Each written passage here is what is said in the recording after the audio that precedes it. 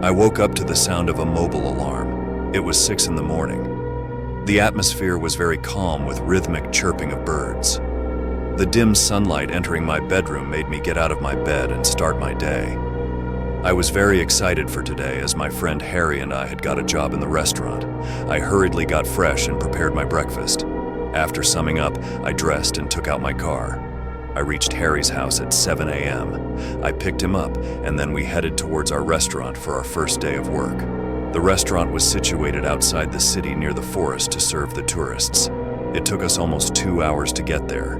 At 9 a.m. we were at the restaurant. It was a spacious building in the center of the forest. We entered the restaurant and we were amazed to see the beautiful ambiance of the place. Indeed, it was a place worthy of a 2-hour drive. I and Harry went to the manager's room. He gave us instructions on our first day of the job. He guided us with the suggestions needed to improve the standard of the food and the environment of the restaurant. We entered the kitchen of the restaurant and plenty of waiters welcomed us. We were appointed as the cooks of this restaurant. I gave instructions to the waiters and started our work. Everything was going perfectly. We served food to almost 20 tourists today. At night, the atmosphere of the restaurant and the surrounding areas became dismal and gloomy. After the waiters had gone to their homes and I and Harry were summing up things, we witnessed strange occurrences around us. Things moved on their own, and the restaurant seemed to be filled with strange dark energy. Suddenly, the juicer machine started to make a terrible noise, and it burst into fire all over the place. We immediately put out the fire.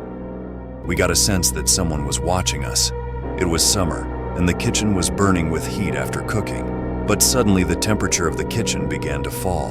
The temperature became so low that we started to shiver. Harry said that something was wrong with this place. Suddenly the lights in the kitchen started to flicker and then all the lights went out. Harry started to scream with fear. I soothed him by saying that it was just an electric disturbance and everything would be all right. After some minutes, the light became all right. But what we saw took our breath out of our chests. We saw a knife hanging in the midair without any support, and all of a sudden it fell down on Harry's knee. Luckily, he had a small bruise. We decided to leave this place as the incidents were creating disturbing thoughts in our minds. We went into the manager's room to tell him about the recent things we faced here. The manager sounded extremely weird. He said that it's nothing but your misapprehension. We took a sigh of relief and went into the cash counter to summarize the money counting so that we could go home. All of a sudden, the phone rang. It was one of our waiters.